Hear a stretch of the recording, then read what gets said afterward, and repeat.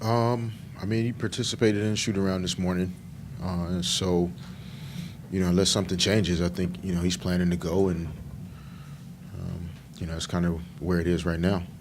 What has made the difference when he goes out there to what he did? I don't know if he'll have any limitations at all, other than maybe some conditioning. It's hard to simulate game action, even in working out the last couple of days. But I think it'll just kind of be something we have to observe once he's out there. But he looked pretty good this morning, and I think he's trending in the right direction, and hopefully it'll stay that way over the next couple hours. What is the starting lineup from there? We'll go with Jose, Champ, Melo, Quincy, and Sam.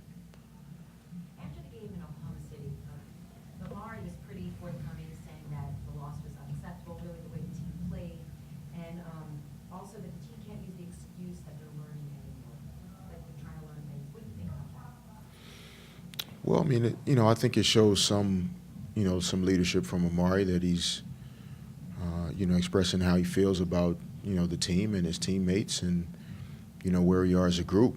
I think it's correct in terms of the assessment. And guys sometimes do that. I mean, it's their locker room, so it's more about how they feel about it than how I feel about it.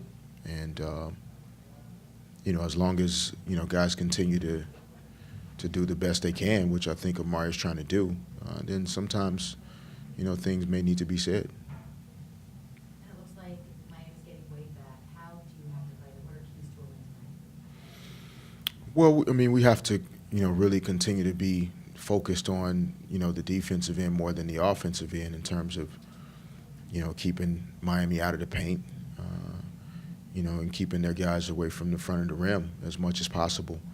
At the same time, being able to close back out and get the shooters and, run the appropriate guys off the three-point line. They're a really good corner three-point shooting team. They execute well, and they're better than what their record indicates. And so we'll have to be ready to go in all facets. Derek, what have you seen so far this year? You guys have obviously used a lot of more traditional lineups where you have a traditional four, traditional five in there. The defensive rebounding percentage-wise is still kind of lagged a little bit. What have you seen, and what would you say your strategy is in terms of your mindset is in terms of defensive rebounding?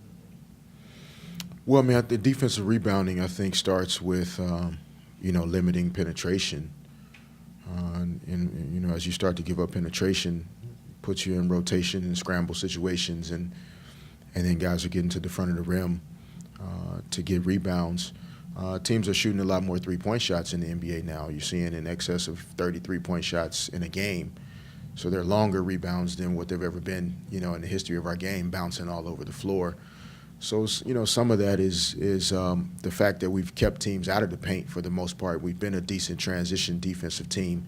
So teams are taking more jump shots, longer rebounds, I think, are leading, to more offensive rebounding than what we like to see. But, most of it is at the point of attack in terms of, the screen rolls and making sure you're getting that under control. And so we'll continue to focus on it and try to do the best job we can. When we spoke to Carmelo in Oklahoma, he said he still had spasms going on. Has that disappeared? When you see him in a few minutes, you can ask him if they've disappeared or not. But, like I said, he looked, pretty good this morning. And, I don't think he would, put himself in danger if he was still in spasm. I'm not saying that he's, fully comfortable either. I'm sure there's some discomfort, but, like I said, hopefully we'll, continue to see him trend in the right direction between now and 7:30. Coach, what do you expect to happen tonight? Yeah, I mean, I expect to have him, but, there are no guarantees. I mean, I think we have to just make sure that it's the right thing to do, long term. And I think he's comfortable with that. As long as our medical staff is comfortable with it, I don't see any reason why he wouldn't be out there. The comments from Amar'e that I guess you said that guys should police the locker room themselves. Do you agree? Do you see in that too that the effort's lagging at times? Well, I mean, at times, but I don't think it's an effort in terms of a guy choosing not to try hard. I think that's a different conversation. Sometimes energy and effort is lacking, and more so in the areas of, frustration, stress, tension, lack of confidence or faith that if I try and continue to play the game the way they're asking me to play it now compared to the way I've always played it, is this going to work out? And so when you have some doubts, your energy is a little bit low. And so our guys are working hard and fighting hard in that area to, to dispel, some of the questions that they may have, that if we continue to do this, is this going to turn around? But it's still in our control.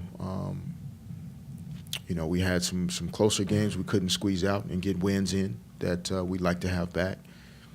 And, I think Oklahoma City was the first night we all felt like we just got overrun and we couldn't do much about it at that time. And I understand why guys would be frustrated and feeling that way. Thank you. Yep, thanks.